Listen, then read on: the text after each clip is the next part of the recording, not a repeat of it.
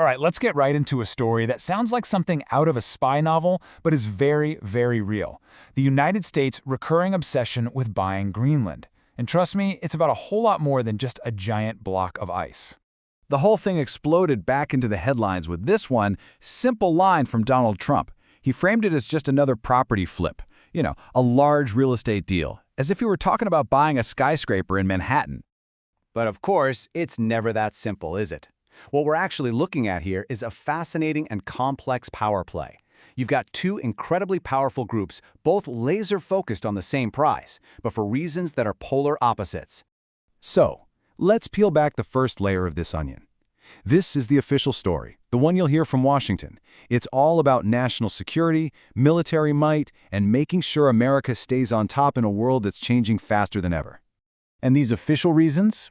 They're straight out of a classic geopolitics textbook. We're talking about expanding the Golden Dome missile shield to watch Russia and China. It's about controlling what's called the GIUK gap. That's a critical choke point for submarines. Then there's the economic angle. Greenland is sitting on a treasure trove of rare earth minerals, and owning them would mean breaking China's stranglehold on the market. And of course, as the ice melts, new shipping lanes are opening up, and the US wants to be the gatekeeper. But underneath that official story, the motivations start to look a little more, cynical. By slapping the national security label on it, the White House can try to bypass a ton of oversight from Congress. The whole pitch was also framed very transactionally, arguing that America would be doing Denmark a favor by taking the financial burden of Greenland off its hands. And when that didn't work, the strategy shifted to pure muscle, threatening massive trade tariffs to try and force Denmark to the negotiating table. And this isn't some bizarre new idea that came out of nowhere. It's a deep-seated American ambition. William Seward, the guy who bought Alaska, wanted Greenland way back in 1867. After World War II, President Truman called it an unsinkable aircraft carrier for the Cold War and offered $100 million in gold for it. What's different now, though, isn't the what, it's the how. The playbook has shifted from making offers to making threats. So this is where it gets really interesting. While that whole geopolitical strategy is very real, it's only half the story. There is another, far more radical agenda running in parallel, and it's being driven by people who don't want to strengthen the American state, they actually want to escape it entirely. This is where our second player enters the stage, a player that's been operating mostly behind the scenes. The network of investors and thinkers surrounding the tech billionaire Peter Thiel. You might know them as the PayPal Mafia, and their vision for Greenland couldn't be more different from the government's. Yeah, their plan has absolutely nothing to do with American flags or national security. In fact, their goal is to break away from the very idea of a modern nation-state and all the rules and regulations that come with it. The core philosophy here is something they call exit. It's this deep-seated belief that modern society and its democratic governments are basically a sinking ship.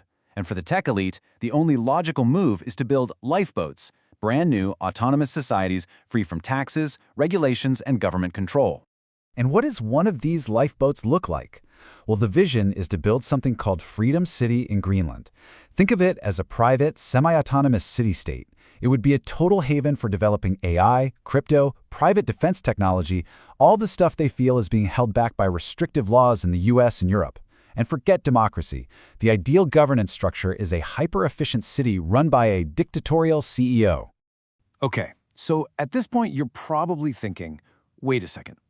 How on earth does a government plan to expand its territory connect with a billionaire's plan to create a utopia that rejects government? These two things sound like they're from different planets.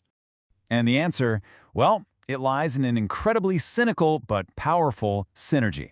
It's a strategy where one group uses the immense power of the other as a tool to get what it wants. This quote really says it all.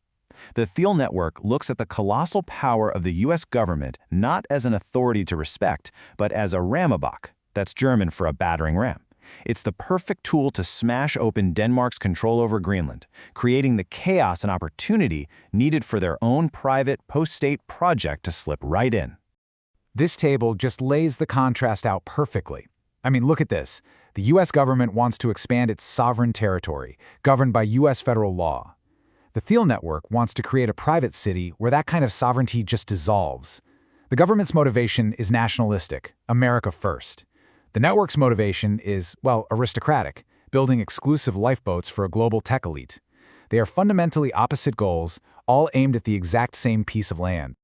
So, why does any of this matter? Why should we care about this tug-of-war over a remote icy island? Because what's happening here could be a sign of things to come. It could be setting a very dangerous precedent. You see, this isn't really just about Greenland anymore. It's become a blueprint, a test case for a future where private, ultra-wealthy networks can literally use the brute force of a nation-state to carve out their own post-democratic territories, all operating by a completely different set of rules. And that leaves us with a massive, critical question for the 21st century. When a government's nationalistic ambitions and a tech elite's anti-government ambitions just happen to converge on the same target, it forces us to ask, who is really in charge here? And more importantly, who ultimately gets to write the rules that the rest of us will have to live by?